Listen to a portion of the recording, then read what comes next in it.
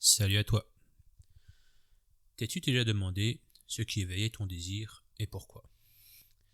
As-tu déjà senti cette culpabilité ou incompréhension face à ces gestes censés ouvrir le désir mais te laissant de marbre? T'es-tu déjà demandé pourquoi ce qui plaît à ton ou ta partenaire te laisse indifférent et inversement? Et si je te disais que j'avais là un livre pour répondre à ces questions, ou du moins t'offrir les clés pour y répondre toi-même? Dans cette brève, j'aimerais te parler de ce livre, écrit et publié récemment par Margot Fried-Filiozat. Désolé Margot si j'écorche ton nom. Ce bouquin s'appelle Les 5 langages sexuels. Margot a écrit pas mal de livres, certains seuls et d'autres en collaboration avec sa mère, Isabelle Filiozat. Les thématiques abordées dans leurs livres sont globalement les émotions, l'empathie, la psychologie, l'éducation, l'adolescence et l'enfance. Et la thématique principale quand Margot écrit seule, c'est la sexualité. Rien d'étonnant vu qu'elle est sexologue de métier. J'avais déjà lu d'elle L'intelligence intime, publié il y a 2 ou 3 ans il me semble, et je l'avais trouvé très intéressant, déculpabilisant et instructif. Je n'ai donc pas hésité quand j'ai vu celui-ci dans le rayon de ma librairie préférée. Ici, Margot nous expose un concept qu'elle a mis en place dans le cadre de ses consultations. Elle s'est inspirée des travaux d'une certaine Jaya, sexologue américaine, ainsi que des 5 langages de l'amour de Gary Chapman. Dans ce livre, elle nous parle donc de son concept. L'idée qu'il existe 5 langages, à savoir le mental, le sensuel, l'émotionnel, le physique et l'énergétique. Et que chacun de nous avons une affinité particulière pour l'un d'eux, celui qui nous parle le plus, qui nous touche le plus et nous ouvre au désir. Le langage physique étant le plus connu, le plus utilisé, le plus montré dans les films, les pubs, etc. Le problème étant que tout le monde n'est pas réceptif à celui-ci, et donc ça peut rapidement provoquer des complexes pour ces personnes qui, contrairement aux croyances, ont juste besoin d'être approchées autrement.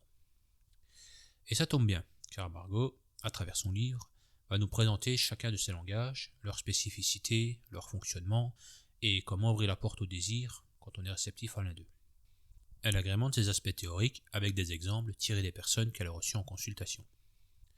Elle propose également des pistes de réflexion et des exercices pour trouver lesquels de ces langages nous parlent le plus, développer les autres, etc. De plus, elle a créé un petit test gratuit sur son site pour découvrir à quel langage on est le plus susceptible d'être réceptif. Je mettrai le lien dans la description pour celles et ceux que ça intéresse. Alors, qu'est-ce que j'ai pensé de ce livre? Je dirais que je l'ai beaucoup apprécié. Margot est une femme pleine de compassion et de douceur. On peut l'entendre dans ses vidéos et interviews, que je te recommande, et c'est également présent dans sa façon d'écrire. Une écriture douce, simple et claire, qui rend la lecture des plus agréables. Ce concept des 5 langages m'a beaucoup parlé, m'a permis de comprendre certaines choses et de déculpabiliser sur d'autres. Margot nous les dévoile avec simplicité et nous permet ainsi d'ouvrir des portes là où on pouvait y voir des impasses. Et pour peu qu'on accepte la remise en question à laquelle elle nous invite, cela nous ouvre à plus de compréhension envers les personnes qui partagent notre intimité.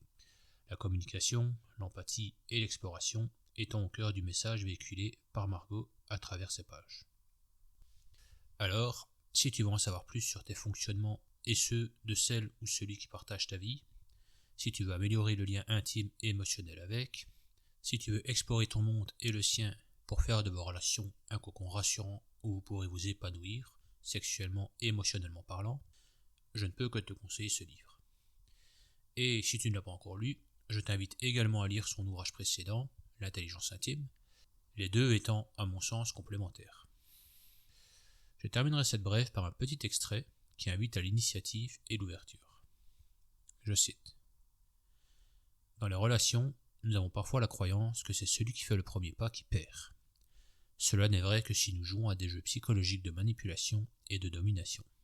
Si en revanche notre intention est l'intimité et la relation, c'est celui qui fait le premier pas vers la vulnérabilité qui gagne. Sentir notre propre stabilité émotionnelle et notre ouverture du cœur nous fait du bien. Étendre la perche à l'autre construit un lien de confiance. Fin de citation. Voilà, c'est tout pour aujourd'hui. Je te dis à bientôt et surtout, que la curiosité t'accompagne.